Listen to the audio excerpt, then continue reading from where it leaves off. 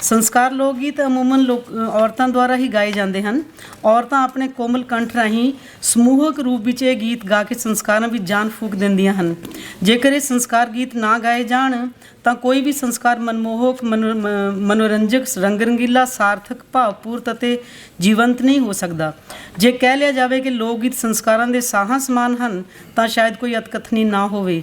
ਇਹੀ ਕਾਰਨ ਹੈ ਕਿ ਇਹਨਾਂ ਸੰਸਕਾਰਾਂ ਨੂੰ ਜੀਵਨ ਪ੍ਰਦਾਨ ਕਰਨ ਵਾਲੇ, ਮਨੋਹਾਰੀ ਬਣਾਉਣ ਵਾਲੇ, ਰਸ ਭਰਪੂਰ ਬਣਾਉਣ ਵਾਲੇ ਲੋਕ ਗੀਤ ਸਦੀਆਂ ਤੋਂ ਪੀੜ੍ਹੀ ਦਰ ਪੀੜ੍ਹੀ ਅਗਾਂਹ ਤੁਰਦੇ ਹੋਏ ਲੋਕ ਸਾਹਿਤ ਦਾ ਅਹਿਮ ਹਿੱਸਾ ਰਹੇ ਹਨ। ਲੋਕ ਗੀਤਾਂ ਨਾਲ ਓਤ ਪ੍ਰੋਤ ਸੰਸਕਾਰ ਸਦੀਆਂ ਤੋਂ ਉਸੇ ਸ਼ਰਧਾ, ਉਤਸ਼ਾਹ, ਉਮੰਗ, ਆਸਥਾ, ਭਰੋਸੇ ਅਤੇ ਚਾਅ ਨਾਲ ਮਨੁੱਖ ਦੇ ਨਾਲ ਨਾਲ ਤੁਰੇ ਆਏ ਹਨ। ਸੰਸਕਾਰ ਲੋਕ ਗੀਤਾਂ ਦੀ ਅਹਿਮੀਅਤ ਸਦੀਆਂ ਬੀਤ ਜਾਣ ਵੀ ਬਰਕਰਾਰ ਹੈ। ਡਾਕਟਰ ਸੰਤਰਾਮ ਅਨਿਲ ਦੀ ਵਿਚਾਰਧਾਰਾ ਹੈ, ਲੋਕ ਗੀਤਾਂ ਦਾ ਸੰਸਕਾਰਾਂ ਨਾਲ ਅਨਿਵਾਰਿਆ ਸੰਬੰਧ ਹੈ। ਗੀਤਾਂ ਤੋਂ ਬਗੈਰ ਕੋਈ ਸੰਸਕਾਰ ਸੰਪੰਨ ਹੀ ਨਹੀਂ ਹੁੰਦਾ। ਕਨੌਜੀ ਲੋਕ ਸਾਹਿਤ ਪੰਨਾ 51। ਇਹ ਮੈਂ ਬਰੀਫ ਕਰ ਦਿੱਤਾ ਪਲੀਜ਼, ਕਿਉਂਕਿ ਮੈਨੂੰ ਡਰ ਲੱਗ ਰਿਹਾ ਕਿ ਫਿਰ ਟਾਈਮ ਦੀ ਦਿੱਕਤ। ਸੁਹਾਗ ਕੁੜੀਆਂ ਦੇ ਵਿਆਹ ਵਿੱਚ ਗਾਇਆ ਜਾਣ ਵਾਲਾ ਮੰਗਲ ਗੀਤ ਹੈ, ਜਿਹੜਾ ਵਿਆਹ ਦੇ ਵੱਖ-ਵੱਖ ਸ਼ਗਨਾਂ, ਮੌਕਿਆਂ ਜਾਂ ਸੰਸਕਾਰਾਂ ਉੱਤੇ ਸੰਸਕਾਰ ਨੂੰ ਸਿਰਫ ਤੇ ਸਿਰਫ ਰੰਗੀਨਤਾ ਪ੍ਰਦਾਨ ਕਰਨ ਲਈ ਹੀ ਨਹੀਂ ਗਾਇਆ ਜਾਂਦਾ, ਬਲਕਿ ਨਿਭਾਏ ਜਾ ਰਹੇ ਸੰਸਕਾਰ ਵਿੱਚ ਰਮਣੀਕਤਾ, ਸਾਰਥਕਤਾ ਭਰਨ ਦੇ ਇਰਾਦੇ ਦੇ ਨਾਲ-ਨਾਲ ਸੰਸਕਾਰ ਦਾ ਅਧਿਆਤਮ ਪੱਖੋਂ ਲੌਕਿਕ ਫਰਜ਼ ਨਿਭਾਉਣ ਦਾ ਵੀ ਪੁਰਜ਼ੋਰ ਯਤਨ ਹੈ। ਕਹਿਣ ਦਾ ਭਾਵ ਇਹ ਹੈ ਕਿ ਜਿੱਥੇ ਪੰਡਤ ਸੰਸਕਾਰ ਦਾ ਸ਼ਾਸਤਰੀ ਪੱਖ ਨਿਭਾਉਂਦਾ ਹੈ, ਉੱਥੇ ਔਰਤਾਂ ਸੁਹਾਗ ਰੂਪੀ ਮੰਗਲ ਗੀਤ ਗਾ ਕੇ ਸੰਸਕਾਰ ਦਾ ਲੌਕਿਕ ਪੱਖ ਨਿਭਾਉਂਦੀਆਂ ਹਨ। ਜੇਕਰ ਸੁਹਾਗ ਦੇ ਸ਼ਾਬਦਿਕ ਅਰਥ ਕਰੀਏ ਤਾਂ ਇਸ ਦੇ ਅਰਥ ਇਸ ਪ੍ਰਕਾਰ ਨਿਕਲਦੇ ਹਨ। ਸੁਹਾਗ ਸ਼ਬਦ ਸੁਭਾਗ ਤੋਂ ਬਣਿਆ ਹੈ। ਇਹ ਸੰਸਕ੍ਰਿਤ ਦੇ ਸੌਭਾਗਿਆ ਸ਼ਬਦ ਦਾ ਤਤਭਵ ਰੂਪ ਹੈ, ਜਿਸ ਦਾ ਅਰਥ ਸ੍ਰੇਸ਼ਟ ਭਾਗ, ਚੰਗੀ ਕਿਸਮਤ ਅਤੇ ਸੁੱਖ ਸਮਰਿੱਧੀ ਭਰੀ ਜ਼ਿੰਦਗੀ ਤੋਂ ਲਿਆ ਜਾਂਦਾ ਹੈ। ਇਸ ਸ਼ਬਦ ਨੂੰ ਇਸ ਪ੍ਰਕਾਰ ਵੀ ਵਰਣਨ ਕੀਤਾ ਜਾ ਸਕਦਾ ਹੈ ਕਿ ਸੁਹਾਗ ਵਿਅੰਦਰ ਦੇ ਭਵਿੱਖ ਵਿੱਚ ਹਰ ਤਰ੍ਹਾਂ ਦੇ ਸੁੱਖਾਂ ਦੀ ਕਾਮਨਾ ਕਰਨ ਵਾਲੇ ਗੀਤ ਹਨ। ਮਹਾਨ ਕੋਸ਼ ਦੇ ਪੰਨਾ 206 ਅਨੁਸਾਰ ਵੀ ਸੁਹਾਗ ਦੇ ਅਰਥ ਸੌਭਾਗਿਆ ਅਤੇ ਖੁਸ਼ ਨਸੀਬੀ ਦਿੱਤੇ ਗਏ ਹਨ।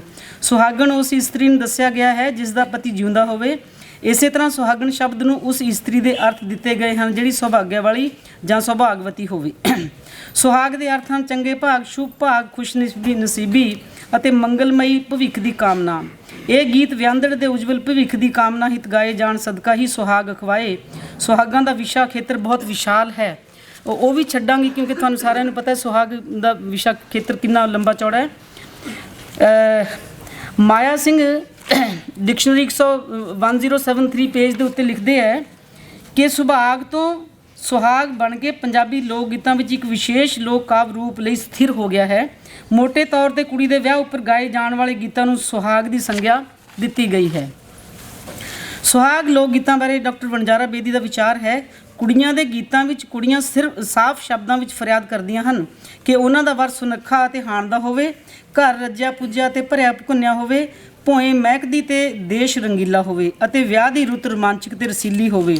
ਪੰਜਾਬਣਾਂ ਦੀਆਂ ਇਹ ਚਾਰੇ ਲੋਚਾਂ ਹੀ ਸੁਹਾਗ ਦੇ ਗੀਤਾਂ ਦੀ ਪ੍ਰਧਾਨ ਵਸਤੂ ਹਨ। ਪੰਜਾਬੀ ਲੋਕਧਾਰਾ ਵਿਸ਼ਵਕੋਸ਼। ਵਣਜਾਰਾ ਬੇਦੀ ਨੇ ਘੋੜੀ ਕਾਵਰੂ ਬਾਰੇ ਇੱਕ ਨਵਾਂ ਪ੍ਰਸ਼ਨ ਕਰਦਿਆਂ ਦੱਸਿਆ ਹੈ ਕਿ ਲਾੜੇ ਨੂੰ ਘੋੜੀ ਦੀ ਥਾਂ ਘੋੜੀ ਉੱਤੇ ਸਵਾਰ ਹੋ ਕੇ ਹੀ ਬਰਾਤੇ ਚੜ੍ਹਾਇਆ ਜਾਂਦਾ ਹੈ। ਉਹ ਦੱਸਦੇ ਹਨ ਕਿ ਇਹ ਸਫ਼ਰ ਉਸ ਨੇ ਮਾਦਾ ਸਾਥਣ ਨਾਲ ਆਰੰਭਣਾ ਹੈ, ਇਸ ਲਈ ਦੁੱਲਾ ਘੋੜੇ ਉੱਤੇ ਨਹੀਂ ਘੋੜੀ ਉੱਤੇ ਸਵਾਰ ਹੁੰਦਾ ਹੈ। ਘੋੜੀ ਮੰਗਲ ਗੀਤ ਹੈ। ਇਸ ਦਾ ਮਨੋਰਥ ਇੱਕ ਪਾਸੇ ਲਾੜੇ ਨੂੰ ਸ਼ੁਭ ਕਾਮਨਾਵਾਂ ਦੇਣੀਆਂ ਹਨ, ਦੂਜਾ ਉਸ ਨੂੰ ਉਹਨਾਂ ਛਿਣਾਂ ਦਾ ਨਾਇਕ ਮੰਨ ਕੇ ਉਸ ਦਾ ਜਸ ਗਾਉਣਾ ਹੈ, ਉਸ ਨੂੰ ਬਾਕੀਆਂ ਨਾਲੋਂ ਵੱਖਰਿਆਉਣਾ ਹੈ। ਡਾਕਟਰ ਵਣਜਾਰਾ ਬੇਦੀ ਦੁਆਰਾ ਸੁਹਾਗਾਂ ਨੂੰ ਲੋਚਾ ਦੇ ਗੀਤ ਕਹਿਣ ਉੱਤੇ ਪ੍ਰਤੀਕਰਮ ਦਿੰਦਿਆਂ ਡਾਕਟਰ ਰਵਿੰਦਰ ਕੌਰ ਨੇ ਬਹੁਤ ਵਧੀਆ ਤਰਕ ਦਿੱਤਾ ਹੈ। ਉਸ ਅਨੁਸਾਰ ਡਾਕਟਰ ਵਣਜਾਰਾ ਬੇਦੀ ਨੇ ਸੁਹਾਗਾਂ ਨੂੰ ਲੋਚਾ ਦੇ ਗੀਤ ਕਿਹਾ ਹੈ। ਲੱਗਦਾ ਹੈ ਕਿ ਉਸਨੇ ਸੁਹਾਗਾਂ ਦੀਆਂ ਸੋਗਮਈ ਧੁਨਾਂ ਨੂੰ ਧਿਆਨ ਵਿੱਚ ਨਹੀਂ ਰੱਖਿਆ। ਇੱਛਾਵਾਂ ਦੇ ਵਿੱਚ ਵੀ ਇੱਕ ਤਰ੍ਹਾਂ ਦੀ ਸ਼ੰਕਾ ਵਿਦਵਾਨ ਹੈ, ਕਿਉਂਕਿ ਭਵਿੱਖ ਵਿੱਚ ਕੀ ਹੋਣਾ ਸੰਭਵ ਹੈ ਇਹ ਕਿਸੇ ਨੂੰ ਨਹੀਂ ਪਤਾ। ਇਸ ਲਈ ਸੁਹਾਗ ਚਾਹੇ ਇੱਛਾਵਾਂ ਦਾ ਪ੍ਰਗਟਾ ਕਰ ਰਹੇ ਹੋਣ ਜਾਂ ਪੀੜਾ ਦਾ, ਦੋਹਾਂ ਦਾ ਧਰਾਤਲ ਇੱਕੋ ਹੈ, ਪਰਿਵਾਰ ਨਾਲੋਂ ਵਿਛੋੜਾ। ਸੁਹਾਗ ਗੀਤਾਂ ਵਿੱਚ ਸੰਵਾਦ ਦੀ ਵਰਤੋਂ ਵੀ ਹੈ ਅਤੇ ਪਰਿਵਾਰਕ ਰਿਸ਼ਤਿਆਂ ਪ੍ਰਤੀ ਬੇਨਤੀਆਂ ਵੀ। ਬਾਬੇ ਦਾਦੀ ਤੋਂ ਲੈ ਕੇ ਭਰਾ ਭਰਜਾਈ ਤੱਕ ਨੂੰ ਆਪਣੇ ਭਾਵ ਨਵੀਂ ਵਿਆਹੀ ਜਾ ਰਹੀ ਕੁੜੀ ਸੰਕੋਚਮਈ ਢੰਗ ਨਾਲ ਪੇਸ਼ ਕਰਦੀ ਹੈ। ਪੰਜਾਬੀ ਲੋਕ ਸਾਹਿਤ ਅਧਿਐਨ ਆਲੋਚਨਾਤਮਕ ਵਿਸ਼ਲੇਸ਼ਣ। ਇਸੇ ਪ੍ਰਕਾਰ ਡਾਕਟਰ ਕਰਮਜੀਤ ਸਿੰਘ ਅਨੁਸਾਰ ਜਿਸ ਸਮਾਜ ਦੇ ਗੀਤ ਪ੍ਰਾਪਤ ਹਨ ਉਸ ਵਿੱਚ ਧੀ ਮਾਪਿਆਂ ਦੇ ਸਿਰ ਭਾਰ ਹੈ, ਜਿਸ ਨੂੰ ਵਿਆਹ ਕੇ ਹੀ ਮਾਪਿਆਂ ਨੂੰ ਸੁਰਖਰੂ ਕਿਹਾ ਜਾ ਸਕਦਾ ਹੈ। ਉਹ ਸਭ ਕੁਝ ਦੇ ਕੇ ਵੀ ਨਿਉਂਦੇ ਹਨ, ਹਾਰਦੇ ਹਨ। ਧਰਤ ਦੁਆਬੇ ਦੀ ਡਾਕਟਰ ਕਰਮਜੀਤ ਉਹਨਾਂ ਸੁਹਾਗਾਂ ਦਾ ਜ਼ਿਕਰ ਕਰ ਰਹੇ ਹਨ ਜਿਨ੍ਹਾਂ ਵਿੱਚ ਲੱਖੀ ਬਾਬਲ ਹੀਰੇ ਮੋਤੀਆਂ ਦੇ ਥਾਲ ਦੇਣ ਬਾਅਦ ਵੀ ਨਿਉ ਕੇ ਖੜਾ ਹੈ, ਕਿਉਂਕਿ ਉਹ ਧੀ ਦਾ ਬਾਪ ਹੈ। ਡਾਕਟਰ ਜੀਤ ਸਿੰਘ ਜੋਸ਼ੀ ਦੇ ਵਿਚਾਰ ਅਨੁਸਾਰ ਸੁਹਾਗ ਨਾਂ ਦੇ ਹੇਠ ਗਾਏ ਜਾਣ ਵਾਲੇ ਗੀਤ ਅਕਸਰ ਵਿਆਹੀ ਜਾਣ ਵਾਲੀ ਮੁਟਿਆਰ ਕੁੜੀ ਦੇ ਜਜ਼ਬਿਆਂ, ਸੁਪਨਿਆਂ, ਕਾਮਨਾਵਾਂ ਅਤੇ ਕਲਪਨਾਵਾਂ ਦੀ ਤਰਜਮਾਨੀ ਕਰਦੇ ਹਨ। ਇਹਨਾਂ ਗੀਤਾਂ ਅੰਦਰ ਕੁੜੀ ਦੇ ਵਿਆਹੁਤਾ ਜੀਵਨ ਬਾਰੇ, ਬਾਬਲ ਦੀ ਸਿਹੜ ਬਾਰੇ, ਸਹੁਰੇ ਘਰ ਦੇ ਆਰ ਪਰਿਵਾਰ ਬਾਰੇ, ਕਿਸੇ ਓਪਰੇ ਅਣਦੇਖੇ ਅਣਪਛਾਤੇ ਰਿਸ਼ਤਿਆਂ ਦੀ ਸਮਝ, ਸਾਂਝ ਅਤੇ ਅਪਣੱਤ ਬਾਰੇ ਕਲਪਨਾ ਅਤੇ ਕਾਮਨਾ ਕਰਦੇ ਤਰਲੇ ਹੁੰਦੇ ਹਨ। ਇਹਨਾਂ ਗੀਤਾਂ ਦੀ ਧੁਰ ਅੰਦਰਲੀ ਸੁਰ ਸ਼ਹਿਨਾਈ ਦੀ ਗੂੰਜ ਵਾਂਗ ਮੰਗਲ ਕਾਰਜ ਦਾ ਸੰਦੇਸ਼ ਦਿੰਦੀ ਹੈ। ਲੋਕਧਾਰਾ ਸਿਧਾਂਤ ਤੇ ਵਿਸ਼ਲੇਸ਼ਣ। ਡਾਕਟਰ ਨਾਰ ਸਿੰਘ ਮੁਤਾਬਕ ਸੁਹਾਗਾਂ ਦੀ ਨਾਇਕਾ ਲਾੜੀ ਹੈ ਤਾਂ ਰਾਜੇ ਬੇਟੜੀ, ਪਰ ਉਸ ਦੀ ਸਥਿਤੀ ਅਬਲਾ ਗਊ ਵਰਗੀ ਹੈ, ਜਿਸ ਨੂੰ ਸੋਨਾ ਅਤੇ ਗਊਆਂ ਦਾ ਦਾਨ ਕਰਨ ਵਾਲੇ ਧਰਮੀ ਬਾਬਲ ਨੇ ਦਾਨ ਕਰਕੇ ਪੁੰਨ ਖੱਟਣਾ ਹੈ। ਡਾਕਟਰ ਰਾਜਵੰਤ ਕੌਰ ਪੰਜਾਬੀ ਘੋੜੀ ਅਤੇ ਸੁਹਾਗ ਲੋਕ ਗੀਤਾਂ ਨੂੰ ਬੰਦ ਰੂਪਾਂ ਦੀ ਸ਼੍ਰੇਣੀ ਦੇ ਵਿਆਹ ਸੰਬੰਧੀ ਲੋਕ ਗੀਤ ਕਰਾਰ ਦਿੰਦੀ ਹੋਈ ਆਖਦੀ ਹੈ ਕਿ ਸੁਹਾਗ ਲਾੜੀ ਅਤੇ ਘੋੜੀਆਂ ਲਾੜੇ ਨੂੰ ਮੁੱਖ ਰੱਖ ਕੇ ਗਾਏ ਜਾਣ ਵਾਲੇ ਗੀਤ ਹਨ। ਘੋੜੀ ਮੁੰਡੇ ਦੀ ਮਹਿਮਾ ਵਿੱਚ ਰਚੀ ਜਾਂਦੀ ਹੈ, ਜਦੋਂ ਕਿ ਸੁਹਾਗ ਨਾਰੀ ਭਾਵਨਾ ਦੇ ਗੀਤ ਹਨ। ਸੁਹਾਗ ਲੋਕ ਗੀਤ ਬਾਰੇ ਡਾਕਟਰ ਰਾਜਵੰਤ ਕੌਰ ਪੰਜਾਬੀ ਦੇ ਵਿਚਾਰ ਅੱਗੇ ਇਸ ਤਰ੍ਹਾਂ ਹਨ। ਕੁੜੀ ਦਾ ਵਿਆਹ ਧਰਨ ਤੇ ਉਸਦੇ ਹੋਣ ਵਾਲੇ ਸੁਹਾਗ ਦਾ ਜ਼ਿਕਰ ਜਿਸ ਕਾਵਿ ਰੂਪ ਵਿੱਚ ਪ੍ਰਧਾਨ ਹੁੰਦਾ ਹੈ, ਉਸ ਨੂੰ ਸੁਹਾਗ ਕਿਹਾ ਜਾਂਦਾ ਹੈ। ਸੁਹਾਗਾਂ ਵਿੱਚ ਲਾੜੇ ਵੱਲੋਂ ਵਿਆਹੁਣ ਆਉਣ ਦਾ, ਸੇਵਾ ਵਿੱਚ ਖੜੇ ਵੀਰ ਅਤੇ ਬਾਬਲ ਦਾ ਜ਼ਿਕਰ, ਕੁੜੀ ਨੂੰ ਸੁਹਾਗਣ ਭਾਗਣ ਰਹਿਣ ਦੀ ਅਸੀਸ ਅਤੇ ਉਸਦੇ ਸੁਹਾਗ ਨੂੰ ਆਦਰਸ਼ ਪਾਤਰ ਵਜੋਂ ਚਿਤਰਿਆ ਜਾਂਦਾ ਹੈ। ਸੁਹਾਗ ਵਿੱਚ ਹਰੇ ਤੋਤੇ ਦਾ ਬੋਲਣਾ ਸ਼ੁਭ ਮੰਨਿਆ ਜਾਂਦਾ ਹੈ, ਕਿਉਂਕਿ ਤੋਤਾ ਸ਼ੁਭ ਬਚਨ ਬੋਲਦਾ ਹੈ। ਇਸੇ ਸ਼ੁਭ ਗੁਣ ਕਾਰਨ ਉਸ ਨੂੰ ਕੱਚਾ ਦੁੱਧ ਪਿਲਾਇਆ ਜਾਂਦਾ ਹੈ। ਵਿਆਹ ਦੇ ਲੋਕ ਗੀਤ ਵਿਭਿੰਨ ਪਰਿਪੇਖ। ਸੁਹਾਗਾਂ ਨੂੰ ਧਿਆਨ ਨਾਲ ਵਾਚਣ ਤੋਂ ਬਾਅਦ ਇੱਕ ਬੜੀ ਵਿਚਿੱਤਰ ਗੱਲ ਸਾਹਮਣੇ ਆਉਂਦੀ ਹੈ। ਉਹ ਇਹ ਕਿ ਘੋੜੀਆਂ ਲੋਕ ਗੀਤਾਂ ਵਿੱਚ ਤਾਂ ਗਾਇਕਾਂ ਨੇ ਰਾਜੇ ਬਾਬਲ ਦੀ ਚੜ੍ਹਤ ਦਾ ਬਖਾਨ ਕਰਿਆ ਹੀ ਕਰਿਆ ਹੈ। ਇਹ ਉਹਦੇ ਲਈ ਲਾਜ਼ਮੀ ਵੀ ਸੀ, ਪਰ ਹੈਰਾਨੀ ਦੀ ਗੱਲ ਤਾਂ ਇਹ ਹੈ ਕਿ ਸੁਹਾਗਾਂ ਵਿੱਚ ਵੀ ਹੋਣ ਵਾਲੇ ਲਾੜੇ ਦੀ ਨਿਰਾਲੀ ਸ਼ਾਨ, ਮਾਣਮੱਤੀ ਦਿੱਖ, ਉਸਦੇ ਰਾਜਿਆਂ ਤੁਲ ਖਾਨਦਾਨ, ਸਾਜਨਾ ਨੂੰ ਉੱਚੇ ਮੰਨਣ ਦੀ ਪ੍ਰਵਿਰਤੀ, ਸਾਜਨਾ ਦਾ ਗੜ੍ਹ ਜਿੱਤ ਲੈਣ ਦਾ ਮਾਣਮੱਤਾ ਵਰਣਨ ਵੀ ਬਖੂਬੀ ਕੀਤਾ ਗਿਆ ਹੈ। ਔਰਤ ਦੀ ਇਹ ਮਾਨਸਿਕਤਾ ਸਾਮੰਤਵਾਦੀ ਯੁੱਗ ਦੀ ਦੇਣ ਸਦਕਾ ਬਣੀ ਹੈ। ਡਾਕਟਰ ਹਰਿੰਦਰ ਕੌਰ ਸੋਹਲ ਨੇ ਵੀ ਇਸ ਤੱਥ ਦੀ ਪੁਸ਼ਟੀ ਕਰਦਿਆਂ ਲਿਖਿਆ ਹੈ, ਜੇਕਰ ਅਜਿਹੀ ਲੋਕ ਗਾਇਕੀ ਦੇ ਮੂਲ ਸੁਭਾਅ ਜਾਂ ਨਿਭਾਏ ਜਾਂਦੇ ਵਿਸ਼ੇ ਦੀ ਗੱਲ ਕਰੀਏ ਤਾਂ ਵਿਆਹੁਣ ਆ ਰਹੇ ਬੰਨਰੇ ਦੀ ਸਿਫਤ, ਯੋਗ ਵਰ ਘਰ ਦੀ ਖਾਹਿਸ਼, ਬੁੱਢ ਸੁਹਾਗਣ ਹੋਣ ਦੀ ਅਸੀਸ, ਕਲਪਿਤ ਸੰਦੇਸ਼ੇ ਤੇ ਚਿੱਠੀਆਂ ਦਾ ਜ਼ਿਕਰ, ਪੇਕੇ ਘਰ ਦੀ ਜਨ ਨੂੰ ਸਾਂਭਣ ਵਿੱਚ ਵਡਿਆਈ ਅਤੇ ਪੇਕੇ ਘਰ ਤੋਂ ਵਿਛੜਨ ਦਾ ਜ਼ਿਕਰ ਕੀਤਾ ਜਾਂਦਾ ਹੈ। ਪੰਜਾਬੀ ਗਾਇਕੀ ਵਿਭਿੰਨ ਪਸਾਰ। ਇਸ ਤੱਥ ਦੀ ਪੁਸ਼ਟੀ ਕਰਦੇ ਬਹੁਤ ਸਾਰੇ ਸੁਹਾਗ ਮਿਲਦੇ ਹਨ, ਜਿਨ੍ਹਾਂ ਵਿੱਚ ਸਾਜਨਾ ਨੂੰ ਉੱਚੇ ਗਰਦਾਨਿਆ ਗਿਆ ਹੈ। ਚੜ੍ਹ ਚੰਦਾ ਵੇ ਪੁੰਨਿਆਂ ਦਿਆ, ਚਾਨਣ ਤਾਂ ਕਰੀ ਤੋਂ ਵੀ ਚਾਰ ਚੁਫੇਰੇ, ਕੋਈ ਉੱਚੀਆਂ ਸਾਜਣਾ ਨੇ ਢੁਕਣਾ ਰਾਜੇ ਬਾਬਲ ਦੇ ਵਿਹੜੇ। ਘੋੜੀਆਂ ਤੇ ਸੁਹਾਗਾਂ ਵਰਗੇ ਲੰਮੇ ਗਾਉਣਾ ਵਾਸਤੇ ਕਿਸੇ ਸਾਜ਼ ਦੀ ਜ਼ਰੂਰਤ ਨਹੀਂ ਹੁੰਦੀ। ਫਿਲਮਾਂ ਤੇ ਟੈਲੀਵਿਜ਼ਨ ਵਰਗੇ ਆਧੁਨਿਕ ਪ੍ਰਸਾਰ ਸਾਧਨਾਂ ਦੇ ਪ੍ਰਭਾਵ ਸਦਕਾ ਕੁਝ ਕੁ ਫਿਲਮੀ ਸਟਾਈਲ ਦੇ ਸੁਹਾਗ ਬੇਸ਼ੱਕ ਢੋਲਕੀ ਜਾਂ ਘੜੇ ਨਾਲ ਗਾਏ ਜਾਂਦੇ ਹਨ। ਜਦੋਂ ਡਾਕਟਰ ਕਰਨੈਲ ਸਿੰਘ ਥਿੰਦ ਆਖਦਾ ਹੈ ਕਿ ਸੁਹਾਗ ਵੀ ਇਸਤਰੀਆਂ ਦੁਆਰਾ ਢੋਲਕੀ ਨਾਲ ਗਾਏ ਜਾਣ ਵਾਲੇ ਗੀਤ ਹਨ, ਤਾਂ ਇਹ ਗੱਲ ਬਿਲਕੁਲ ਵੀ ਨਹੀਂ ਜਚਦੀ। ਇਸ ਪਰਿਭਾਸ਼ਾ ਨੂੰ ਕਿਸੇ ਪ੍ਰਕਾਰ ਵੀ ਸਹੀ ਨਹੀਂ ਮੰਨਿਆ ਜਾ ਸਕਦਾ। ਸੁਹਾਗ ਲੋਕ ਗੀਤਾਂ ਦਾ 90% ਹਿੱਸਾ ਦੋ ਜਾਂ ਦੋ ਤੋਂ ਵੱਧ ਔਰਤਾਂ ਮਿਲ ਕੇ ਲੰਮੀ ਝੀਣੀ ਲਰਜ਼ਵੀਂ ਹੇਕ ਨਾਲ ਟਿਕਾ ਕੇ ਗਾਉਂਦੀਆਂ ਹਨ। ਢੋਲਕੀ ਨਾਲ ਗਾਏ ਜਾਣ ਵਾਲੇ ਸੁਹਾਗ ਗੀਤ ਬਹੁਤ ਘੱਟ ਹਨ। ਉਹ ਬਹੁਤੇ ਮਕਬੂਲ ਵੀ ਨਹੀਂ ਹਨ ਅਤੇ ਸਤਹੀ ਪੱਧਰ ਦੇ ਵੀ ਹਨ। ਇਸੇ ਤਰ੍ਹਾਂ ਵਣਜਾਰਾ ਬੇਦੀ ਦੁਆਰਾ ਦਿੱਤੀ ਸੁਹਾਗਾਂ ਦੀ ਪਰਿਭਾਸ਼ਾ ਵੀ ਮੰਨਣਯੋਗ ਨਹੀਂ ਹੈ।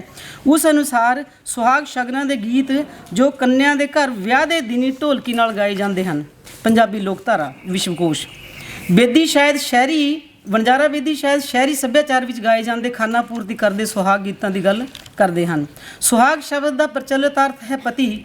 ਜਦੋਂ ਸੁਹਾਗ ਰਚੇ ਗਏ ਉਦੋਂ ਪੰਜਾਬੀ ਸਮਾਜ ਵਿੱਚ ਪਤੀ ਨੂੰ ਹੀ ਪਤਨੀ ਦਾ ਸੰਸਾਰ ਸਮਝਿਆ ਜਾਂਦਾ ਸੀ। ਥੋੜਾ ਬਰੀਫ ਕਰ ਦੂੰਗੀ ਪਲੀਜ਼। ਸਤੀ ਪ੍ਰਥਾ ਤੋਂ ਬਿਨਾਂ ਵੀ ਇਤਿਹਾਸ ਗਵਾਹ ਹੈ ਕਿ ਪਤੀ ਨਾਲ ਹੀ ਪਤਨੀ ਸੁਹਾਗਣ ਕਹਾਉਣ ਦੀ ਹੱਕਦਾਰ ਹੁੰਦੀ ਸੀ। ਸੰਧੂਰ ਸੁਹਾਗਣ ਲਈ ਲਾਜ਼ਮੀ ਸ਼ਿੰਗਾਰ ਹੁੰਦਾ ਸੀ। ਮਾਂਗ ਵਿੱਚ ਭਰੇ ਸੰਧੂਰ ਤੋਂ ਜਾਂ ਬਿਨਾਂ ਸੰਧੂਰ ਵਾਲੀ ਮਾਂਗ ਤੋਂ ਹੀ ਵਿਦਿਤ ਹੁੰਦਾ ਸੀ ਕਿ ਔਰਤ ਸੁਹਾਗਣ ਹੈ ਜਾਂ ਦੁਹਾਗਣ। ਡਾਕਟਰ ਭਗਵਤੀ ਪ੍ਰਸਾਦ ਬਘੇਲੀ ਲਿਖਦੇ ਹਨ ਕਿ ਕੁੜੀ ਦੀ ਮਾਂਗ ਵਿੱਚ ਸੰਧੂਰ ਭਰਨ ਨੂੰ ਸੁਹਾਗ ਕਿਹਾ ਜਾਂਦਾ ਹੈ। ਭਾਸ਼ਾ ਔਰ ਸਾਹਿਤਿਆ। ਸੁਹਾਗਾਂ ਦੇ ਰਚਨਾ ਕਾਲ ਦੀ ਗੱਲ ਛੱਡੋ, ਅੱਜ 21ਵੀਂ ਸਦੀ ਵਿੱਚ ਵੀ ਵਿਧਵਾ ਔਰਤ ਨੂੰ ਨਹਿਸ਼, ਮਨਹੂਸ ਅਤੇ ਫੁੱਟੀ ਕਿਸਮਤ ਵਾਲੀ ਕਹਿ ਕੇ ਨਿਵਾਜਿਆ ਜਾਂਦਾ ਹੈ। ਅਕਸਰ ਲੋਕ ਉਸ ਉੱਤੇ ਇਹ ਦੋਸ਼ ਮੜਦੇ ਹਨ ਕਿ ਪਤੀ ਦੀ ਮੌਤ ਦਾ ਕਾਰਨ ਹੀ ਇਹ ਮਨਹੂਸ ਵਿਧਵਾ ਹੈ। ਉਹ ਕਿਸੇ ਸ਼ੁਭ ਕਰਮ ਵਿੱਚ, ਕਿਸੇ ਸ਼ੁਭ ਮੁਹੂਰਤ ਜਾਂ ਸ਼ੁਭ ਲਗਨ ਵਿੱਚ ਸ਼ਾਮਲ ਨਹੀਂ ਹੋ ਸਕਦੀ। ਇੱਥੋਂ ਤੱਕ ਕਿ ਕੋਈ ਵਿਧਵਾ ਮਾਂ ਆਪਣੇ ਬੱਚਿਆਂ ਦੇ ਵਿਆਹ ਵਿੱਚ ਕਿਸੇ ਸੰਸਕਾਰ ਨੂੰ ਵੀ ਨਹੀਂ ਨਿਭਾ ਸਕਦੀ। ਸਮਝਿਆ ਜਾਂਦਾ ਹੈ ਕਿ ਵਿਆਹ ਦੇ ਸ਼ਗਨ ਸੁਹਾਗਣ ਮਾਂ ਨੇ ਹੀ ਕਰਨੇ ਹਨ। ਸਾਰੀਆਂ ਘੋੜੀਆਂ ਅਤੇ ਸੁਹਾਗ ਇਸ ਗੱਲ ਦੀ ਗਵਾਹੀ ਭਰਦੇ ਹਨ ਕਿ ਸ਼ਗਨ ਸਿਰਫ ਸੁਹਾਗਣ ਮਾਂ ਹੀ ਕਰ ਸਕਦੀ ਹੈ। ਵਿਧਵਾ ਮਾਂ ਦੇ ਪਰਛਾਵੇਂ ਮਾਤਰ ਤੋਂ ਕਿਸੇ ਅਗਾਊਂ ਅਨਿਸ਼ਟ ਦਾ ਸਹਿਮ ਸਭਨਾਂ ਦੇ ਮਨਾਂ ਉੱਤੇ ਹਾਵੀ ਹੁੰਦਾ ਹੈ। ਅਜਿਹੇ ਸਮਾਜ ਵਿੱਚ ਔਰਤ ਦੀ ਕੀ ਦਸ਼ਾ ਰਹੀ ਹੋਵੇਗੀ ਜਦੋਂ ਜਾਗੀਰਦਾਰੀ ਸਮਾਜ ਵਿੱਚ ਸਾਰੇ ਕਾਇਦੇ ਕਾਨੂੰਨਾਂ ਦਾ ਰਚਣਹਾਰਾ ਮਰਦ ਰਿਹਾ ਹੋਵੇਗਾ। ਉਪਰੋਕਤ ਪਰਿਭਾਸ਼ਾਵਾਂ ਤੋਂ ਅੰਦਾਜ਼ਾ ਲਾਇਆ ਜਾ ਸਕਦਾ ਹੈ ਕਿ ਔਰਤ ਦੇ ਸੁਹਾਗਣ ਹੋਣ ਦਾ ਇੰਨਾ ਮਹੱਤਵ ਅਤੇ ਜ਼ਰੂਰਤ ਹੈ ਕਿ ਕੰਨਿਆ ਦੇ ਵਿਆਹ ਸਮੇਂ ਗਾਏ ਜਾਣ ਵਾਲੇ ਮੰਗਲ ਗੀਤਾਂ ਨੂੰ ਵੀ ਸੁਹਾਗ ਨਾਮ ਦੇ ਦਿੱਤਾ ਗਿਆ ਹੈ। ਇਸ ਗੱਲ ਦੀ ਪ੍ਰੋੜਤਾ ਐਨਕੌਰ ਨੇ ਵੀ ਕੀਤੀ ਹੈ। ਸੁਹਾਗਾਂ ਵਿੱਚ ਉਹਨਾਂ ਦੀ ਧੀ ਇੱਕ ਨਿਮਾਣੀ ਗਊ ਹੈ, ਮਾਪਿਆਂ ਦੀ ਧੀ, ਆਪਣੇ ਦੇਸ਼ ਨਾਲੋਂ ਟੁੱਟ ਰਹੀ ਪ੍ਰਦੇਸਣ ਹੈ, ਅਜਨਬੀ ਆਲਣੇ ਨੂੰ ਜਾ ਰਹੀ ਕੂੰਜ ਹੈ ਤੇ ਇੱਕ ਸਹਿਜ ਯੋਗਣ ਹੈ ਜੋ ਕਦੀ ਸਬੱਬ ਨਾਲ ਪਰਤ ਕੇ ਉਸ ਗਲੀ ਵਿੱਚ ਫੇਰਾ ਪਾਵੇਗੀ। ਪੰਜਾਬੀ ਲੋਕ ਗੀਤਾਂ ਦਾ ਵਿਹਾਰਕ ਅਧਿਐਨ। ਪ੍ਰੀਤ ਸਿੰਘ ਰੰਧਾਵਾ ਦਾ ਵਿਚਾਰ ਹੈ, ਜੇ ਕਦੀ ਕਿਸੇ ਨੇ ਆਪਣੀ ਮੌਤ ਦੇ ਆਪ ਕੀਰਨੇ ਪਾਏ ਹਨ ਤਾਂ ਉਹ ਡੋਲੀ ਚੜ੍ਹਦੀਆਂ ਕੁੜੀਆਂ ਹਨ। ਜਿਹੜੇ ਗੀਤ ਉਹਨਾਂ ਨੂੰ ਪੇਕੇ ਘਰੋਂ ਸਹੁਰੇ ਨੂੰ ਤੁਰਨ ਲੱਗਿਆਂ ਗਾਏ ਜਾਂਦੇ ਹਨ, ਉਹਨਾਂ ਨੂੰ ਸੁਣ ਕੇ ਪਹਿਲਾਂ ਕੰਬਣੀ ਆ ਜਾਂਦੀ ਹੈ ਤੇ ਫਿਰ ਅੱਥਰੂ ਨਿਕਲ ਆਉਂਦੇ ਹਨ। ਕਦੇ ਡੋਲਾ ਅੜ ਜਾਣ ਦਾ ਆਸਰਾ ਲੈਂਦੀ ਹੈ ਤੇ ਕਦੀ ਬਾਬਲ ਉਸ ਦੇ ਵਿਹੜੇ ਵਿੱਚ ਗੁੱਡੀਆਂ ਖੇਡਦੇ ਚਰਖਾ ਕੱਤਣ ਜਾਂ ਕਸੀਦਾ ਕੱਢਣ ਦੀਆਂ ਮਿੱਠੀਆਂ ਝਾਕੀਆਂ ਦਿਖਾ ਕੇ ਕਦੀ ਬੇਗਾਨੇ ਦੇਸ਼ ਦਾ ਖਿਆਲ ਦਿਵਾ ਕੇ ਮਾਪਿਆਂ ਦਾ ਦਿਲ ਭੰਗਾਰਨ ਦਾ ਉਹ ਯਤਨ ਕਰਦੀ ਹੈ। ਬੇਸ਼ੱਕ ਸਾਹ ਸੁਧਾਉਣ ਤੋਂ ਲੈ ਕੇ ਵਿਦਾ ਹੋਣ ਤੱਕ ਔਰਤਾਂ ਨੇ ਕੰਨਿਆਂ ਦੇ ਮਨ ਦੀ ਇੱਛਾ ਸੁਹਾਗਾਂ ਰਾਹੀਂ ਬਾਬਲ ਤੱਕ ਅੱਪੜ ਦੀ ਕਰ ਦਿੱਤੀ ਸੀ। ਉਸ ਨੂੰ ਚੰਗਾ ਵਰ ਘਰ ਲੱਭ ਦੇਣ ਦੀ ਦਸ਼ਰਥ ਰੂਪ ਸਹੁਰਾ, ਕੁਸ਼ਲਿਆ ਰੂਪ ਸੱਸ, ਸ਼ਿਵ ਰਾਮ ਜਾਂ ਕਾਨ ਰੂਪਪਤੀ ਲਛਮਣ ਲਛਮਣ ਰੂਪ ਦੇਵਰ ਅਤੇ ਸਖੀ ਸਹੇਲੀ ਜਿਹੀ ਨਣਦ ਲੱਭਣ ਦਾ ਸੁਝਾਅ ਦੇ ਦਿੱਤਾ ਸੀ। ਉਸ ਨੂੰ ਸਰਵਗੁਣ ਸੰਪੰਨ ਪਰਿਵਾਰ ਲੱਭਣ ਦੀ ਅਰਜ਼ ਕਰ ਦਿੱਤੀ ਸੀ। ਜਿਉਂ ਤਾਰਿਆਂ ਵਿੱਚ ਚੰਨ ਕਨ੍ਹਈਆ ਵਰ ਲੋੜੀਏ ਦਾ ਵਾਸਤਾ ਵੀ ਪਾ ਦਿੱਤਾ ਸੀ। ਭਰੇ ਭੁਕੁੰਨੇ ਪਰਿਵਾਰ ਅਤੇ ਬਹੁਤੇ ਦੇਵਰਾਂ ਜੇਠਾਂ ਗਾਵਾਂ ਮੱਝਾਂ ਵਾਲੇ ਠਾਠ ਬਾਠ ਰੱਖਦੇ ਸਹੁਰੇ ਪਰਿਵਾਰ ਦੀ ਲੋਚਾ ਵੀ ਜ਼ਾਹਰ ਕਰ ਦਿੱਤੀ ਸੀ। ਪਰ ਉਹ ਸਭ ਕੁਝ ਇਹ ਸੁਹਾਗਾਂ ਰਾਹੀਂ ਕਹਿਣ ਕਹਾਉਣ ਦੇ ਬਾਵਜੂਦ ਜਾਣਦੀਆਂ ਹਨ ਕਿ ਜ਼ਿੰਦਗੀ ਦੀ ਕਠੋਰ ਸੱਚਾਈ ਕੁਝ ਹੋਰ ਹੀ ਹੈ। ਔਰਤ ਜਾਣਦੀ ਹੈ ਕਿ ਸੁਹਾਗਾਂ ਦੀ ਸੁਪਨਮਈ ਦੁਨੀਆ ਅਤੇ ਸਹੁਰੇ ਘਰ ਦੀ ਅਸਲੀ ਦੁਨੀਆ ਨਦੀ ਦੇ ਦੋ ਕਿਨਾਰਿਆਂ ਵਾਂਗ ਹਨ। ਦੋਹਾਂ ਦੀ ਕਾਰਗੁਜ਼ਾਰੀ ਅੱਡੋ ਅੱਡ ਹੈ। ਸੋ ਸਹੁਰੇ ਘਰ ਦੀ ਡਰਾਵਣੀ ਤਸਵੀਰ ਵਿਦਾ ਹੁੰਦੀ ਕੰਨਿਆ ਲਈ ਕਈ ਪ੍ਰਕਾਰ ਦੇ ਸ਼ੰਕੇ, ਭਰਮ ਅਤੇ ਭੈ ਸਿਰਜਦੀ ਹੈ। ਗੀਤਾ ਪੈਂਤਲ ਨੇ ਵੀ ਇਸ ਗੱਲ ਦੀ ਪੁਸ਼ਟੀ ਕੀਤੀ ਹੈ। ਇਹਨਾਂ ਸੁਹਾਗਾਂ ਦੇ ਗੀਤਾਂ ਵਿੱਚ ਕੰਨਿਆ ਦਾ ਸਸੁਰਾਲ ਵਿਦਾ ਹੋਣ ਸਮੇਂ ਆਪਣੀਆਂ ਸਖੀਆਂ ਤੋਂ ਵਿਦਾ ਮੰਗਣਾ, ਪਰਿਵਾਰ ਦੇ ਲੋਕਾਂ ਭਾਵ ਮਾਤਾ ਪਿਤਾ, ਭਾਈ ਭੈਣ ਆਦਿ ਅਤੇ ਦੂਸਰੇ ਪਰਿਵਾਰ ਦੇ ਮੈਂਬਰਾਂ ਨੂੰ ਉਸ ਦੀ ਯਾਦ ਬਰਕਰਾਰ ਰੱਖਣ ਅਤੇ ਸੁੱਧ ਲੈਂਦੇ ਰਹਿਣ ਵਾਸਤੇ ਕਾਤਰ ਬੇਨਤੀ ਕਰਨਾ ਇਹਨਾਂ ਨੂੰ ਬਹੁਤ ਜ਼ਿਆਦਾ ਕਰੁਣਾਮਈ ਅਤੇ ਮਰਮ ਸਪਰਸ਼ੀ ਬਣਾ ਦਿੰਦਾ ਹੈ। ਘੋੜੀ ਲੋਕ ਗੀਤ। ਘੋੜੀ ਲੋਕ ਗੀਤ ਮੁੰਡੇ ਦੇ ਵਿਆਹ ਵਿੱਚ ਗਾਏ ਜਾਣ ਵਾਲੇ ਮੰਗਲ ਗੀਤ ਹਨ। ਇਹ ਵਿਆਹ ਦੇ ਵੱਖ-ਵੱਖ ਮੌਕਿਆਂ, ਸੰਸਕਾਰਾਂ ਅਤੇ ਰੀਤਾਂ ਰਸਮਾਂ ਦੇ ਨਿਭਾਅ ਵੇਲੇ ਸੰਸਕਾਰ ਦਾ ਲੌਕਿਕ ਪੱਖ ਨਿਭਾਉਂਦੇ ਅਜਿਹੇ ਮੰਗਲ ਗੀਤ ਹਨ ਜਿਨ੍ਹਾਂ ਵਿੱਚ ਲਾੜੇ ਨਾਇਕ ਦੀ ਪ੍ਰਸ਼ੰਸਾ ਵਿੱਚ ਅਤਿਸ਼ਯੋਕਤੀ ਯੁਕਤ ਕਸੀਦੇ ਪੜ੍ਹੇ ਜਾਂਦੇ ਹਨ।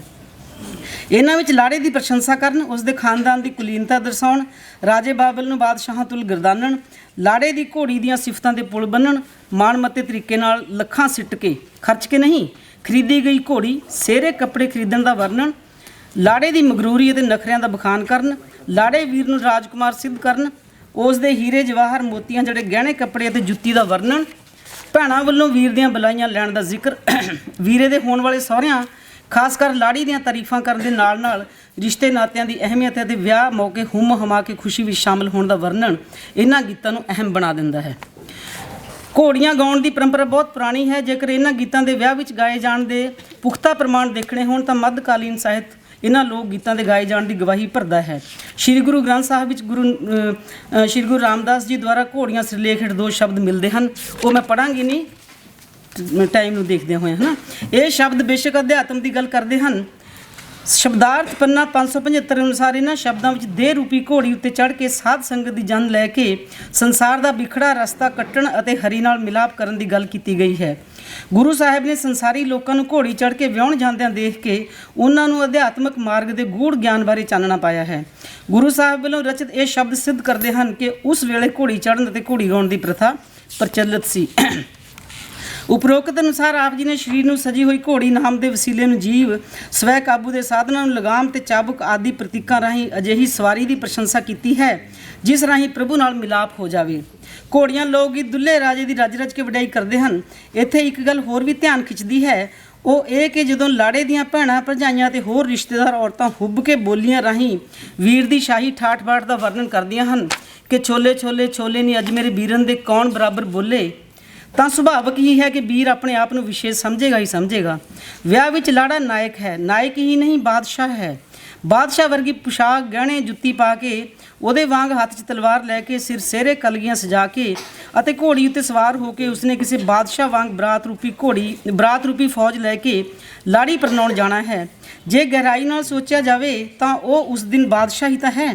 ਉਹ ਜਾਣਦਾ ਹੈ ਕਿ ਉਸਨੇ ਬਾਦਸ਼ਾਹੀ ਲਿਬਾਸ ਪਾ ਕੇ ਕੋੜਵੇਂ ਕਬੀਲੇ ਅਤੇ ਰਿਸ਼ਤੇਦਾਰਾਂ ਨੂੰ ਲੈ ਕੇ ਰਾਜੇ ਜਨਕ ਘਰ ਟੁਕਣਾ ਹੈ ਅਤੇ ਗੜ੍ਹ ਜਿੱਤ ਕੇ ਸੀਤਾ ਵਿਆਹ ਕੇ ਲੈ ਆਉਣੀ ਹੈ। ਉਹ ਸੱਚਮੁੱਚ ਦਾ ਬਾਦਸ਼ਾਹ ਤਾਂ ਬੇਸ਼ੱਕ ਨਹੀਂ, ਪਰ ਘੋੜੀ ਲੋਕ ਗੀਤ ਰਾਹੀਂ ਉਸਨੂੰ ਸੱਚੀ ਮੁੱਚੀ ਦਾ ਬਾਦਸ਼ਾਹ ਗਰਦਾਨਣ ਵਿੱਚ ਅੱਡੀ ਚੋਟੀ ਦਾ ਜ਼ੋਰ ਲਾਇਆ ਗਿਆ ਹੈ। ਇਸ ਗੱਲ ਤੋਂ ਵੀ ਮੁਨਕਰ ਨਹੀਂ ਹੋਇਆ ਜਾ ਸਕਦਾ ਕਿ ਇਹ ਗੀਤ ਸੱਭਿਆਚਾਰਕ ਘੁੱਟਣ ਦੇ ਮਾਹੌਲ ਅਤੇ ਥੋੜ੍ਹਾ ਮਾਰੂ ਕਠੋਰ ਕਿਸਾਨੀ ਜੀਵਨ ਵਿੱਚੋਂ ਉਪਜੇ ਰੋਮਾਂਸ ਬਿੰਬ ਹਨ। ਇਹਨਾਂ ਬਿੰਬਾਂ ਵਿੱਚ ਥਾਂ ਥਾਂ ਵਾਸਤਵਿਕਤਾ ਦੇ ਮਗੋਰੇ ਹਨ। ਡਾਕਟਰ ਨਾਰ ਸਿੰਘ। ਘੋੜੀ ਲੋਕ ਗੀਤ ਚੜ੍ਹਦੀ ਕਲਾ ਦਾ ਲਖਾਇਕ ਹੈ। ਇਸ ਵਿੱਚ ਲਾੜੇ ਨੂੰ ਲੱਖ ਗੁਰਬਤ ਗਰੀਬੀ ਹੋਣ ਦੇ ਬਾਵਜੂਦ, ਕਰਜ਼ੇ ਦੀ ਮਾਰ ਸਹਿੰਦੇ ਹੋਣ ਦੀ ਸੂਰਤ ਵਿੱਚ, ਦੁੱਖਾਂ ਦਲੀਦਰਾਂ ਬਿਮਾਰੀਆਂ ਨਾਲ ਘੁਲਦੇ ਹੋਣ ਦੇ ਬਾਵਜੂਦ ਇੱਕ ਦਿਨ ਲਈ ਬਾਦਸ਼ਾਹ ਸਾਬਤ ਕਰਨ ਦਾ ਭਰਮ ਇਸ ਕਦਰ ਪਾਲਿਆ ਗਿਆ ਹੈ ਕਿ ਲਾੜਾ ਸੱਚਮੁੱਚ ਦਾ ਸ਼ਹਿਨਸ਼ਾਹ ਬਣਿਆ ਨਜ਼ਰ ਆਉਂਦਾ ਹੈ। ਵਿਆਹ ਦਾ ਸਮੁੱਚਾ ਪ੍ਰਪੰਚ, ਰੀਤਾਂ ਅਤੇ ਗੀਤ ਸਾਡੇ ਲਾੜੇ ਨੂੰ ਇੱਕ ਦਿਨ ਵਾਸਤੇ ਬਾਦਸ਼ਾਹ ਮੰਨ ਕੇ ਚੱਲਦੇ ਹਨ। ਡਾਕਟਰ ਨਾਰ ਸਿੰਘ। ਆਪਣੇ ਖੁਦ ਰਚੇ ਘੋੜੀਆਂ ਲੋਕ ਗੀਤ ਰੂਪੀ ਸੁਪਤ ਸੰਸਾਰ ਵਿੱਚ ਖੀਵੀ ਹੋ ਕੇ ਵਿਚਰਦੀ ਗਾਇਕਾ ਇੰਨੀ ਮੰਤਰ ਮੁਗਧ ਹੋ ਕੇ ਪੂਰੀ ਸ਼ਿੱਦਤ ਨਾਲ ਗਾਉਂਦੀ ਹੈ ਕਿ ਉਹ ਇਸ ਸੰਸਾਰ ਨੂੰ ਅਸਲ ਸਿੱਧ ਕਰਨ ਦਾ ਭੁਲੇਖਾ ਸਿਰਜਣ ਵਿੱਚ ਪੂਰੀ ਤਰ੍ਹਾਂ ਕਾਮਯਾਬ ਹੋ ਜਾਂਦੀ ਹੈ। ਘੋੜੀਆਂ ਦੇ ਗਾਇਨ ਸੰਦਰਭ ਬਹੁਤ ਮੁਕਲੇ ਹਨ। ਉਹ ਮੈਂ ਲੰਬਾ ਹੋ ਜਾਊਗਾ, ਨਹੀਂ ਪੜਾਂਗੀ ਪਲੀਜ਼। ਡਾਕਟਰ ਅਵਿਨਾਸ਼ ਕੌਰ ਅਨੁਸਾਰ ਵਿਆਹ ਦੇ ਮੌਕੇ ਸੌਰੀ ਰਾਜੀ ਪਲੀਜ਼ ਇੱਕ ਕੋਟੇਸ਼ਨ ਛੁੱਟ ਗਈ ਹੈ ਨਾ। ਘੋੜੀ ਪ੍ਰਤੀ ਵਿਚਾਰਧਾਰਾ ਨਾਲ ਸਹਿਮਤ ਨਹੀਂ ਹੋਇਆ ਜਾ ਸਕਦਾ। ਘੋੜੀਆਂ ਦੇ ਗਾਇਨ ਸੰਦਰਭ ਬਹੁਤ ਮੋਕਲੇ ਹਨ। ਪੰਜਾਬੀ ਸਾਹਿਤ ਕੋਸ਼ ਅਨੁਸਾਰ ਘੋੜੀ ਪ੍ਰਤੀ ਵਿਚਾਰਧਾਰਾ ਨਾਲ ਸਹਿਮਤ ਨਹੀਂ ਹੋਇਆ ਜਾ ਸਕਦਾ। ਉਹ ਲਿਖਦੇ ਹਨ, ਵਿਆਹ ਦੇ ਮੌਕੇ ਜੰਝ ਤੁਰਨ ਵੇਲੇ ਲਾੜੇ ਨੂੰ ਘੋੜੀ ਤੇ ਚੜ੍ਹਾਇਆ ਜਾਂਦਾ ਹੈ।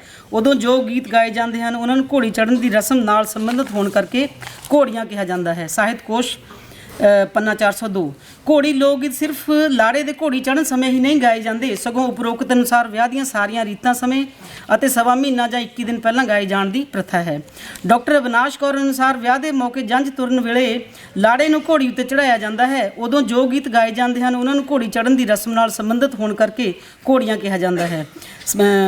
ਸਾਹਿਤ ਕੋਸ਼ ਪੰਨਾ 494। ਡਾਕਟਰ ਅਵਿਨਾਸ਼ ਕੌਰ ਦੁਆਰਾ ਦਿੱਤੀ ਘੋੜੀਆਂ ਦੀ ਪਰਿਭਾਸ਼ਾ ਵੀ ਮੰਨਣਯੋਗ ਨਹੀਂ ਹੈ। ਇਸ ਪਰਿਭਾਸ਼ਾ ਵਿੱਚ ਵੀ ਜੰਝ ਤੁਰਨ ਵੇਲੇ ਲਾੜੇ ਨੂੰ ਘੋੜੀ ਚੜ੍ਹਾਉਣ ਵੇਲੇ ਗਾਏ ਜਾਂਦੇ ਗੀਤ ਕਰਾਰ ਦਿੱਤਾ ਗਿਆ ਹੈ, ਜੋ ਕਿ ਅੱਧੀ ਅਧੂਰੀ ਗੱਲ ਕਰਦੀ ਪਰਿਭਾਸ਼ਾ ਹੈ। ਇਸੇ ਤਰ੍ਹਾਂ ਕਰਨੈਲ ਸਿੰਘ ਥਿੰਦ ਲਿਖਦੇ ਹਨ, ਲੜਕੇ ਦੇ ਵਿਆਹ ਸੰਸਕਾਰ ਦੇ ਸੰਬੰਧ ਵਿੱਚ ਘੋੜੀ ਦੀ ਰਸਮ ਸਮੇਂ ਇਸਤਰੀਆਂ ਵੱਲੋਂ ਜਿਹੜੇ ਗੀਤ ਗਾਏ ਜਾਂਦੇ ਹਨ ਉਹ ਘੋੜੀਆਂ ਹਨ। ਇਹਨਾਂ ਗੀਤਾਂ ਵਿੱਚ ਘੋੜੀ ਸ਼ਬਦ ਬਾਰ-ਬਾਰ ਦੁਹਰਾਇਆ ਜਾਂਦਾ ਹੈ। ਲੋਕਯਾਨ ਅਤੇ ਮੱਧਕਾਲੀਨ ਪੰਜਾਬੀ ਸਾਹਿਤ। ਉਪਰੋਕਤ ਵਿਚਾਰਧਾਰਾ ਨਾਲ ਤਾਂ ਬਿਲਕੁਲ ਵੀ ਸਹਿਮਤ ਨਹੀਂ ਹੋਇਆ ਜਾ ਸਕਦਾ, ਕਿਉਂਕਿ ਸਾਰੀਆਂ ਘੋੜੀਆਂ ਵਿੱਚ ਬਾਰ-ਬਾਰ ਘੋੜੀ ਦਾ ਜ਼ਿਕਰ ਨਹੀਂ ਆਉਂਦਾ। ਕਰਨੈਲ ਸਿੰਘ ਥਿੰਦ ਆਪਣੀ ਉਪਰੋਕਤ ਵਿਚਾਰਧਾਰਾ ਨੂੰ ਦਰੁਸਤ ਕਰਦਿਆਂ ਬਾਅਦ ਵਿੱਚ ਛਪੀ ਪੁਸਤਕ ਵਿੱਚ ਲਿਖਦੇ ਹਨ, ਲੜਕੇ ਦੇ ਵਿਆਹ ਨਾਲ ਸੰਬੰਧਿਤ ਸ਼ਗਨਾਂ ਵਿੱਚੋਂ ਘੋੜੀਆਂ ਦੇ ਗਾਏ ਜਾਣਾ ਬਹੁਤ ਜ਼ਰੂਰੀ ਹੈ। ਘੋੜੀਆਂ ਮੂਲ ਰੂਪ ਵਿੱਚ ਵਿਆਹ ਦੇ ਗੀਤ ਹਨ, ਜਿਨ੍ਹਾਂ ਦਾ ਗਾਉਣਾ ਸ਼ਾਦੀ ਤੋਂ 8-10 ਦਿਨ ਪਹਿਲਾਂ ਹੀ ਆਰੰਭ ਹੋ ਜਾਂਦਾ ਹੈ। ਹਾਂਜੀ ਬਸ ਹੋ ਗਿਆ, ਇੱਕ ਪੈਰਾ ਹੀ ਹੈ। ਜੰਝ ਦੀ ਸਮਾਪਤੀ ਰਵਾਨਗੀ ਸਮੇਂ ਜਦੋਂ ਲਾੜਾ ਸਿਹਰਾ ਬਣ ਕੇ ਕਲਗੀ ਲਾ ਕੇ ਤੇ ਘੋੜੀ ਤੇ ਸਵਾਰ ਹੁੰਦਾ ਹੈ ਤਾਂ ਉਸ ਵੇਲੇ ਵੀ ਘੋੜੀਆਂ ਗਾਈਆਂ ਜਾਂਦੀਆਂ ਹਨ। ਪੰਜਾਬੀ ਯੂਨੀਵਰਸਿਟੀ ਪਟਿਆਲਾ ਦੇ ਪੰਜਾਬੀ ਪਰਿਭਾਸ਼ਕ ਸ਼ਬਦਾਵਲੀ ਅਨੁਸਾਰ ਤਾਂ ਘੋੜੀਆਂ ਦੀ ਪਰਿਭਾਸ਼ਾ ਉੱਕਾ ਚਲਾਊ ਕਿਸਮ ਦੀ ਦਿੱਤੀ ਗਈ ਹੈ। ਇਹ ਬਹੁਤੀ ਸਾਰਥਕ ਤੇ ਸਟੀਕ ਵੀ ਨਹੀਂ ਮੰਨੀ ਜਾ ਸਕਦੀ। ਇਸ ਅਨੁਸਾਰ ਲੋਕ ਸਾਹਿਤ ਵਿੱਚ ਘੋੜੀਆਂ ਤੋਂ ਭਾਵ ਕੇਵਲ ਉਹ ਖੁਸ਼ੀ ਦੇ ਗੀਤ ਹਨ ਜੋ ਲਾੜੇ ਦੀਆਂ ਭੈਣਾਂ, ਤਾਈਆਂ, ਚਾਚੀਆਂ ਆਦਿ ਰਲ ਕੇ ਗਾਉਂਦੀਆਂ ਹਨ। ਮਹਾਨ ਕੋਸ਼ ਅਨੁਸਾਰ ਸਮੇਂ ਦੀ ਇੱਕ ਰਸਮ ਘੋੜੀ ਦੀ ਰਸਮ ਸਮੇਂ ਦਾ ਗੀਤ ਮੰਨਦਿਆਂ ਹੋਇਆਂ ਭਾਈ ਕਾਨ ਸਿੰਘ ਨਾਭਾ ਨੇ ਲਿਖਿਆ ਹੈ, ਲੇਕਿਨ ਉਪਰੋਕਤ ਅਰਥਾਂ ਵਿੱਚੋਂ ਘੋੜੀ ਦੀ ਰਸਮ ਸਮੇਂ ਦਾ ਗੀਤ ਵਿਚਾਰਧਾਰਾ ਨਾਲ ਵੀ ਸਹਿਮਤ ਨਹੀਂ ਹੋਇਆ ਜਾ ਸਕਦਾ, ਕਿਉਂਕਿ ਉੱਪਰ ਵਰਣਿਤ ਵਿਚਾਰਧਾਰਾ ਅਨੁਸਾਰ ਘੋੜੀਆਂ ਸਿਰਫ ਘੋੜੀ ਦੀ ਰਸਮ ਸਮੇਂ ਦਾ ਗੀਤ ਹੀ ਨਹੀਂ ਹਨ। ਤੇ ਹੁਣ ਬਾਰ-ਬਾਰ ਮੈਂ ਪੈਨਿਕ ਵੀ ਹੋ ਰਹੀ ਹਾਂ। ਘੋੜੀਆਂ ਛਮ-ਛਮ ਤੇ ਧਮ-ਧਮ ਗਾਏ ਜਾਣ ਵਾਲੇ ਗੀਤ ਹਨ ਅਤੇ ਸੁਹਾਗਾਂ ਦੀ ਪ੍ਰਕਿਰਤੀ ਥੋੜ੍ਹੀ ਉਦਾਸੀ ਵਿੱਚ ਲਿਪਟੀ ਹੋਈ ਹੈ। ਸੁਹਾਗ ਪੂਰਨ ਅਧੀਨਗੀ ਸਹਿਤ ਰਜੋਈ ਕਰਦੇ ਮੰਗਲ ਗੀਤ ਹਨ। ਅਧੀਰ ਦੀ ਰੰਗਤ ਵਾਲੇ ਗੀਤ ਹਨ। ਹਾਰ ਗਏ ਲੱਖੀ ਬਾਬਲ ਦੀ ਤਸਵੀਰ ਪੇਸ਼ ਕਰਦੇ ਗੀਤ ਹਨ। Thank you very much.